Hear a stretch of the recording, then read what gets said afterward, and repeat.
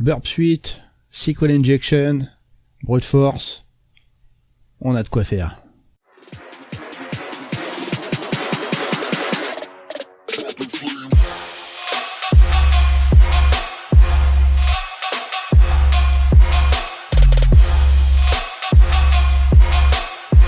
Et salut les gens, on se retrouve ce soir pour une nouvelle vidéo.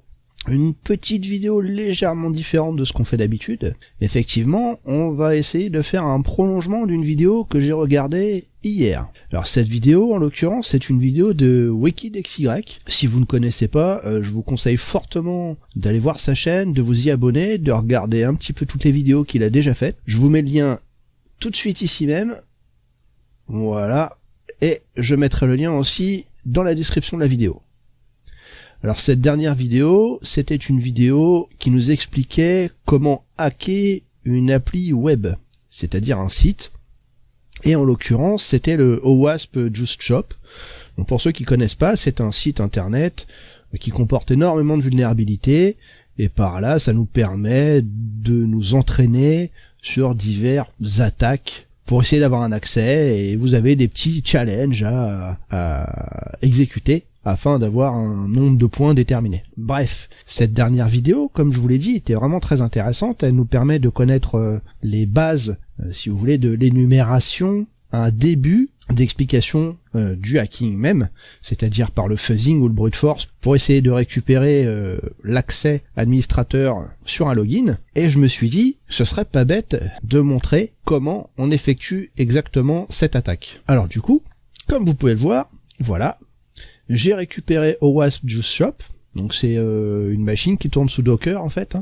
Si vous connaissez pas Docker, il y a pas mal de tutos disponibles sur YouTube ou même sur GitHub ou ce genre de choses. Et donc voilà, on a ici un login par là, et évidemment on a Burp Suite. Donc comme vous pouvez le voir, c'est le Community Edition, donc c'est la version gratuite. Je n'ai pas acheté le logiciel, hein. C'est un logiciel qui coûte la petite somme de 400 € je crois, donc c'est loin de mes petits moyens, mais pour l'exercice qu'on va faire aujourd'hui, la version communautaire nous suffit amplement. Alors, qu'est-ce qu'on va faire? On va lancer le proxy, donc on voit que le proxy, on va l'activer en on, et on a regardé la vidéo de Wicked, Foxy Proxy qui est déjà mise en place, et voilà, on le met en action. Donc clairement, on va utiliser Burp Suite comme un proxy, ce qui fait que toutes les connexions qui vont partir de notre machine vers le serveur vont être interceptées par Burp Suite. Et donc clairement, on va aller sur Account, Login. Donc vous voyez que ça nous ouvre la fenêtre de Burp Suite. On va un petit forward, voilà, et donc on a un login. Alors on va faire une petite attaque brute force pour commencer. Donc dans la vidéo de Wicked, nous avons vu que l'email administrateur était admin.juice-sh.op. En revanche, nous n'avons pas le password. Donc on va faire un password complètement au hasard, 1, 2, 3, 4, et on envoie login. Ça nous ouvre la fenêtre Burp Suite, que vous voyez là, d'accord? À partir de là, on envoie un petit forward. Vous voyez ici, donc, l'email que j'ai rentré et le password ici même, 1, 2, 3, 4. Cette requête, je vais l'envoyer directement dans l'intruder. Intruder, hop, qui est ici. On va nettoyer, clear, et on va sélectionner le password, puisque c'est la fonction que nous allons essayer de brute forcer. Donc on l'ajoute, add, on va aller chercher un payload. Donc le payload consiste en c'est une word list, toute bête. Alors, je dois avoir une word list que j'ai récupérée, qui doit venir de setlist en fait. Alors, on va prendre la password 1.txt, qui est ici même, et je vais lancer l'attaque. Et je vais mettre la vidéo en pause, puisque Burp Suite étant une version communautaire, cette attaque va être assez lente. Et je vous retrouve pour vous montrer le résultat. C'est parti. Alors on n'a pas eu besoin d'attendre bien longtemps, comme vous pouvez le constater, on va classer par statut, et vous voyez ici tout de suite un statut 200, donc on comprend immédiatement que le password est admin123. Facile. Donc on peut aller essayer tout de suite, on va voir si ça fonctionne. On nous dit immédiatement que ça fonctionne. On va enlever ça. Admin123. On envoie. Ah, pardon, j'ai Burp Suite qui tourne derrière. Hop. On envoie. Et voilà. Nous sommes admin. C'était pas compliqué. Alors dans la vidéo, Wicked nous avait aussi parlé de la possibilité de récupérer ce login administrateur en faisant une attaque par injection SQL, SQL Injection. Et donc ça c'est tout à fait possible, ce qui fait que je viens de me déloguer du site internet pour perdre les droits d'administration, et cette fois-ci on va utiliser Burp Suite pour effectuer cette attaque d'injection SQL. Allez, c'est parti, on y va.